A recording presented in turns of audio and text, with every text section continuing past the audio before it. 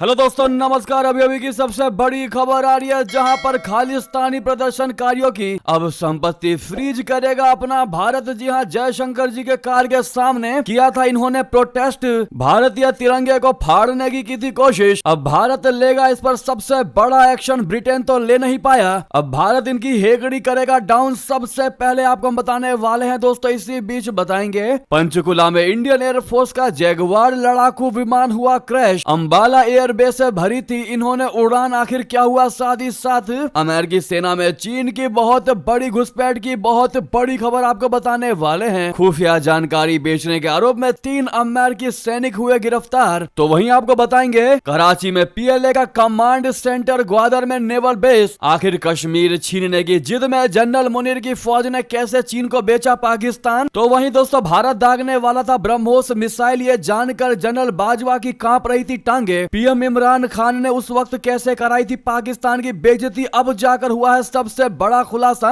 अभिनंदन को लेकर उस बड़े खुलासे की जानकारी हम आपको देने वाले हैं, आप भी जानकर जाएंगे चौंक। दोस्तों एक से एक बड़ी खबर आज आपको बताने वाले हैं, बस आप वीडियो के लास्ट तक बने रहिएगा। और खबरों में आगे बढ़ने से पहले मानते कि खालिस्तानियों को मुंह तोड़ जवाब मिलना ही चाहिए, तो वीडियो को लाइक करके चैनल को सब्सक्राइब करके बेल आइकन दबा के कमेंट में जय हिंद अवश्य कह दीजिएगा। बात कर लेते हैं पहली और सबसे बड़ी खबर की, जहां खालिस्तानी प्रदर्शनकारियों की संपत्ति फ्रीज करने की बहुत बड़ी तैयारी। जयशंकर जी की कार के सामने इन खालिस्तानी आतंकवादियों ने किया था प्रोटेस्ट। आपको बता दें लंदन में जयशंकर जी की कार रोकने वाले प्रदर्शनकारियों के खिलाफ सख्त एक्शन हो सकता है। खबर है कि भारतीय जांच एजेंसियां इन खालिस्तानी प्रदर्शनकारियों के भारत कनेक्शन की जांच करेंगी। सूत्रों का कहना है कि मौजूद वीडियो फुटेज के आधार पर प्रदर्शनकारियों की पहचान की प्रक्रिया शुरू की जाएगी। जांच एजेंसियों को इस बात का अंदेशा है कि कुछ महीनों पहले ब्रिटेन में इंडियन हाई कमीशन के सामने जो हिंसक प्रदर्शन किया गया था, उनमें से कुछ प्रदर्शनकारी इस प्रदर्शन में भी शामिल हो सकते हैं। सुरक्षा एजेंसी से जुड़े सूत्रों के मुताबिक भारत में मौजूद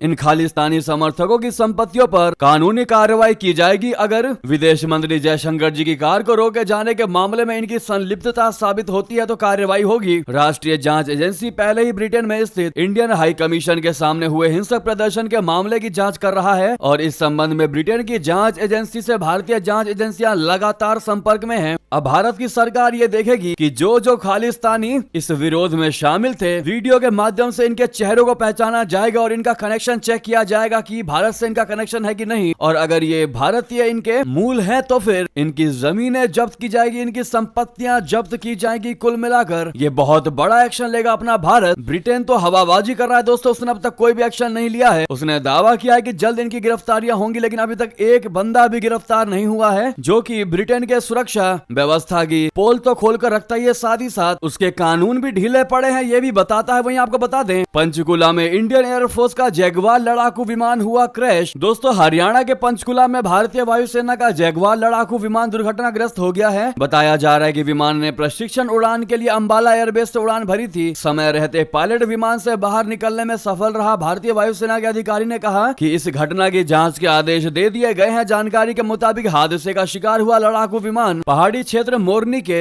बालदवाला गांव के नजदीक गिरा है। घटना के बाद आसपास के गांव में अफरा तफरी मच गई। फाइटर जेट का पायलट पैराशूट के जरिए सुरक्षित नीचे उतर गया। घटना की सूचना मिलने के बाद स्थानीय पुलिस मौके पर पहुंच गई। दोस्तों वहीं बता दें अमेरिकी सेना में चीन की बहुत बड़ी सेंध की बड़ी खबर, खुफिया जानकारी बेचने के आरोप में 3 सैनिक गिरफ्तार। जी हाँ, एक्शन में दिखाई दिए FBI डायरेक्टर काश पटेल जी। जी हाँ, अमेरिकी सेना के मौजूदा सैनिकों और एक पूर्व सैनिक को रक्षा संबंधित खुफिया जानकारी चुराने और चीन जैसे विरोधियों को मदद पहुंचाने के आरोप में गिरफ्तार किया गया है। ये जानकारी FBI डायरेक्टर काश पटेल ने शुक्रवार को एक्स पर एक पोस्ट के माध्यम से की। FBI ने अटॉर्नी जनरल पामेला बोंडी के नेतृत्व में कई एजेंसियों के साथ मिलकर ये कार्रवाई की है। अमेरिकी न्याय विभाग के मुताबिक गिरफ्तार लोगों के नाम जियान झाओ तियान और रुओ डुयान है। झाओ और तियान दोनों सक्रिय सैनिक है। ये दोनों जॉइंट बेस लुइस मैककॉर्ड में तैनात थे। डुआन पूर्व सैनिक है। तो दोस्तों वहीं आपको बता दें कश्मीर छीनने की जिद में जनरल मुनीर की फौज ने कैसे चीन को बेचा पाकिस्तान। पहले कराची में खुलवाया पीएलए कमांड सेंटर, ग्वादर में नेवल बेस खुलवाया, अब उसने पाकिस्तान को ही बेच दिया। बता दे पाकिस्तानी सेना सालों से देश की जनता को यह कहकर लूटती रही है कि वो कश्मीर छीनने के लिए भारत से जंग लड़ रही है, लेकिन कश्मीर छीनना तो दूर की बात,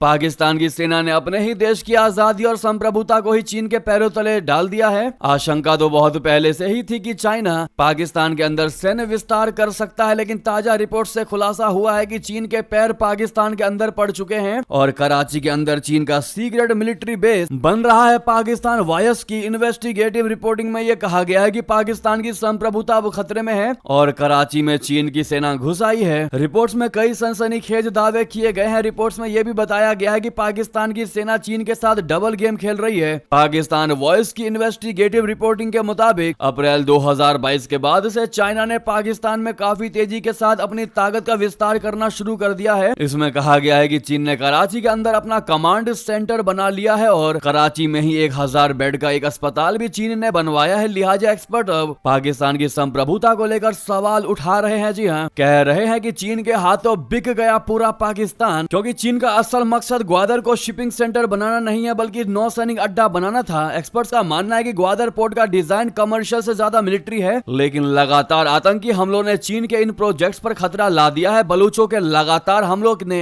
चीन को परेशान कर दिया है। पाकिस्तान वॉइस की इन्वेस्टिगेटिव रिपोर्टिंग में यह कहा गया है कि चीन ने बलूचों के साथ एक सीक्रेट डील की है, जिसमें चीनी नागरिकों पर हमला न करने को लेकर सौदेबाजी की गई है। तो वहीं आपको बता दें दोस्तों, जब भारत दागने वाला था ब्रह्मोस मिसाइल, ये जानकर जनरल बाजवा की कांप रही थी उस समय टांगे। प्रधानमंत्री उस समय के इमरान खान ने कैसे कराई थी पाकिस्तान की बेइज्जती, जिसका अब जाकर हुआ है बड़ा खुलासा। दरअसल आपको याद होगा, फरवरी 2019 में बालाकोट एयर स्ट्राइक ने पाकिस्तान को दहलाकर रख दिया था। पाकिस्तान ने बालाकोट एयर स्ट्राइक के बाद काउंटर स्ट्राइक करने की कोशिश की थी, जिसमें भारतीय एयरफोर्स ने पाकिस्तान को अमेरिका से मिले F-16 लड़ाकू विमान को मार गिराया था। लेकिन इस दौरान भारतीय पायलट अभिनंदन वर्धमान का MiG-21 लड़ाकू विमान क्रैश करके पीओके में जा गिरा था और वो पकड़े गए थे। दोनों देशों में तनाव चरम पर पहुंच गया था और भारत ने साफ कर दिया था कि अगर अभिनंदन को नहीं छोड़ा गया तो पाकिस्तान पर हमला कर दिया जाएगा। इस दौरान पाकिस्तान में एक दिलचस्प वाकया हुआ, जिसका खुलासा अब पाकिस्तान की मीडिया ने किया है। पाकिस्तानी मीडिया ने बताया है कि कैसे इमरान खान ने पूरे मुल्क की बेइज्जती करवा दी थी। सूत्रों के हवाले से जियो ने कहा है कि युद्ध की आशंका के बीच एक ऐसे समय में जब देश युद्ध की कगार पर खड़ा था, तब बैठक में इमरान खान नहीं पहुंचे थे, जो पीटीआई के तमाम नेताओं के साथ तत्कालीन विदेश मंत्री शाह महमूद कुरैशी को भी शर्मिंदा कर रही थी। इमरान खान के बैठक में शामिल नहीं होने से पाकिस्तान में राजनीतिक एकता के बारे में गंभीर चिंताएं पैदा हो गई। हालांकि बैठक में फैसला ले लिया गया कि पायलट अभिनंदन को रिहा कर दिया जाना चाहिए और इस बाबत अमेरिका को तत्काल खबर दे दी गई, जिसके बाद भारत ने हमला करने का फैसला टाल दिया। जी हाँ, क्योंकि पाकिस्तानी पीएम इमरान खान को उस समय पता था कि अगर अभिनंदन को जाने नहीं दिया, वापस भारत नहीं भेजा, तो भारत रात 9 बजे पाकिस्तान पर हमला कर देगा। जी हाँ, साथ ही साथ आपको नेक्स्ट खबर बता दे, भारत से टक्कर लेने निकले थे शहबाज शरीफ, नहीं संभल रहा अब पाकिस्तान। अब जाकर इस लिस्ट में टॉप 2 पर पहुंच गया पाकिस्तान। बता दे आखिर कौन सा वो लिस्ट है जहां दूसरे नंबर पर पहुंचे हैं। दरअसल पाकिस्तान के प्रधानमंत्री शहबाज शरीफ बीते दिनों विकास के पैमाने पर भारत से मुकाबला करने की बात करते सुने गए थे। हालांकि हाल ही में आई एक रिपोर्ट ने उनका सपना चकनाचूर कर दिया है। पाकिस्तान वैश्विक आतंकवाद सूचकांक यानी ग्लोबल टेररिज्म इंडेक्स 2025 में आतंकवाद से प्रभावित देशों की लिस्ट में विश्व भर में दूसरे नंबर पर पहुंच गया है। इस लिस्ट में पाकिस्तान से आगे सिर्फ बुर्किना फासो है, वहीं तीसरे नंबर पर सीरिया का भी नाम शामिल है। दोस्तों, ग्लोबल टेररिज्म इंडेक्स सिडनी स्थित Institute for Economics and Peace द्वारा हर साल जारी किया जाता है। 2025 में आई रिपोर्ट में यह बताया गया है कि पाकिस्तान के अंदर बीते सालों में आतंकवादी घटनाओं में तेजी से बढ़ोतरी हुई है। लेकिन यह बढ़ोतरी क्यों हुई है हर कोई जानता है, क्योंकि पाकिस्तान आतंकवाद को पालता है और आतंकवाद की वजह से उसका देश चल रहा है। जनता बेरोजगार है, बच्चों तक को रोटी नहीं मिल पा रही 2 टाइम की ठीक से। इन चीजों पर पाकिस्तानी पीएम का ध्यान नहीं है, बल्कि उनका ध्यान ऐसे है कि कैसे वो दूसरे देशों में आतंकवाद को बढ़ावा दे सकते हैं। वहीं अगली खबर बता दें, चाइना ने जापान को दिलाई हिरोशिमा नागासाकी की याद, एटम बम गिराने की दे दी धमकी, कहा उससे भी ज्यादा दर्द दूंगा तुमको। जी हाँ, ताइवान के साथ बढ़ते तनाव के बीच चाइना ने जापान को बहुत बड़ी धमकी दे दी है। चीन के विदेश मंत्री वांग यी ने जापान पर एटम बम से हमला करने की धमकी दी है। चीनी विदेश मंत्री ने कहा कि जापान को अपने हिरोशिमा और नागासाकी के इतिहास को नहीं भूलना चाहिए, क्योंकि हम उससे भी ज्यादा दर्द तुमको दे सकते हैं। ब्लूमबर्ग की रिपोर्ट्स के मुताबिक चाइना के विदेश मंत्री वांग यी ने अमेरिकी टैरिफ पर बात करते हुए जापान पर भी निशाना साधा। वांग यी ने कहा कि जापान हिरोशिमा पर हुए एटम हमले का 80 साल पूरा करने जा रहा है। हम उसके लिए अपनी संवेदना प्रकट करते हैं, लेकिन अगर जापान नहीं सुधरता है तो हम उससे भी ज्यादा दर्द उसको दे सकते हैं। वही बता दें, महाकुंभ स्नान के लिए प्रयागराज आना चाहते थे एलोन मस्क, किस गुरु के आश्रम में रुकना था उनको बता दें। प्रयागराज में संपन्न हुए महाकुंभ में 66 करोड़ से अधिक लोग शामिल हुए। देश दुनिया के कई हिस्सों से आकर लोगों ने त्रिवेणी संगम में आस्था की डुबकी लगाई। एप्पल के सीईओ रहे स्टीव जॉब्स की पत्नी लॉरेन भी यहाँ पवित्र स्नान करने के लिए पहुंची थी। तो वहीं निरंजनी अखाड़ा के स्वामी कैलाशानंदन गिरी ने कहा है कि दुनिया के सबसे अमीर बिजनेसमैन और टेस्ला के सीईओ एलोन मस्क भी प्रयागराज में स्नान के लिए आना चाहते थे। कैलाशानंद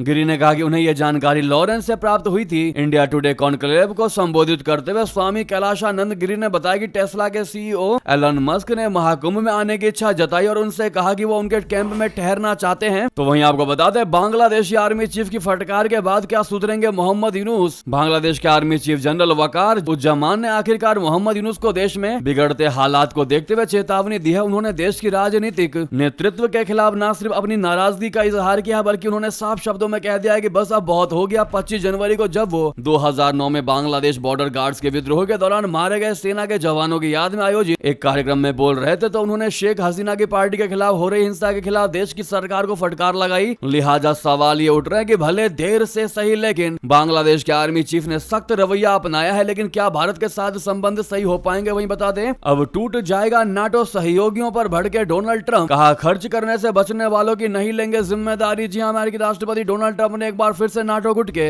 अपने सहयोगियों पर निशाना साधा है। उन्होंने कहा है कि अमेरिका उन नाटो सहयोगियों की रक्षा नहीं कर सकता जिन्होंने रक्षा खर्च में पर्याप्त योगदान नहीं दिया है। उन्होंने ये बात गुरुवार को व्हाइट हाउस के ओवल ऑफिस में कही। डोनाल्ड ट्रंप काफी समय से कह रहे हैं कि अमेरिका के मुकाबले नाटो के बाकी सदस्यों का रक्षा खर्च काफी कम है। इसका असर अमेरिका पर पड़ रहा है, जिस वजह से ट्रंप नाराज हैं। वो कई बार अमेरिका को नाटो से बाहर करने के भी संकेत दे चुके हैं। उनके इस रुख से नाटो के भविष्य को लेकर भी सवाल उठ रहे हैं। जी हाँ, ओवल ऑफिस में पत्रकारों से बातचीत करते हुए ट्रंप ने दो सहयोगियों की रक्षा करने की प्रतिबद्धता नहीं दिखाई। उन्होंने कहा, यदि आप भुगतान नहीं करेंगे तो हम बचाव नहीं करेंगे। मैंने ये बात 7 वर्ष पहले कही थी और इसके कारण उन्होंने सैकड़ों अरब डॉलर का भुगतान किया। वहीं दोस्तों आपको बता दें, रशिया अमेरिका की नजदीकी के बीच बढ़ा भारत का जलवा। चीन ने जाहिर की नई दिल्ली के साथ मजबूत रिश्ते बनाने की इच्छा। जी हाँ, अमेरिका जहां रशिया से दोस्ती बढ़ाकर चीन को अलग थलग करना चाहता है, वहीं भारत को भी अपने साथ लेकर चीन पर दबाव को बढ़ाना चाह रहा है। मगर चीन भी अमेरिका से कम नहीं है, वो उसके इस मर्म को समझ पाया है। लिहाजा चाइना ने भी अपना पाला बदलते हुए सबसे बड़ा ऐलान कर दिया है। चीन ने भारत के साथ मजबूत रिश्ते बनाने की इच्छा व्यक्त की है। ऐसे में जाहिर है कि अमेरिका और चीन दोनों पक्षों में भारत को अपने साथ लेकर चलने की होड़ मची है। ऐसी स्थिति में भारत का जलवा और बढ़ने लगा है। इस बीच चीनी विदेश मंत्री वांग यी ने भारत के साथ संबंधों को आगे बढ़ाने के लिए नई दिल्ली के साथ मिलकर काम करने की इच्छा व्यक्त की है। चीन की इस मंशा ने दुनिया में तेजी से बदलते वैश्विक समीकरण की ओर सबका ध्यान आकर्षित किया है। वाकई में दोस्तों, अपने भारत की साख और भारत का दम और भारत की पावर बढ़ती नजर आ रही है। ऐसे में इसका सबसे बड़ा श्रेय आप किसको देंगे, कमेंट में अवश्य लिखिएगा। साथ ही साथ ये थी की सारी बड़ी खबरें। आपको खबर कैसी लगी कमेंट में जरूर बताएगा। लगे हाथों वीडियो को लाइक करके चैनल को सब्सक्राइब करके बेल आइकन दबा के कमेंट में जय हिंद कह दीजिएगा। मिलते अगली बड़ी खबर में। बहुत बहुत धन्यवाद। जय हिंद, जय भारत।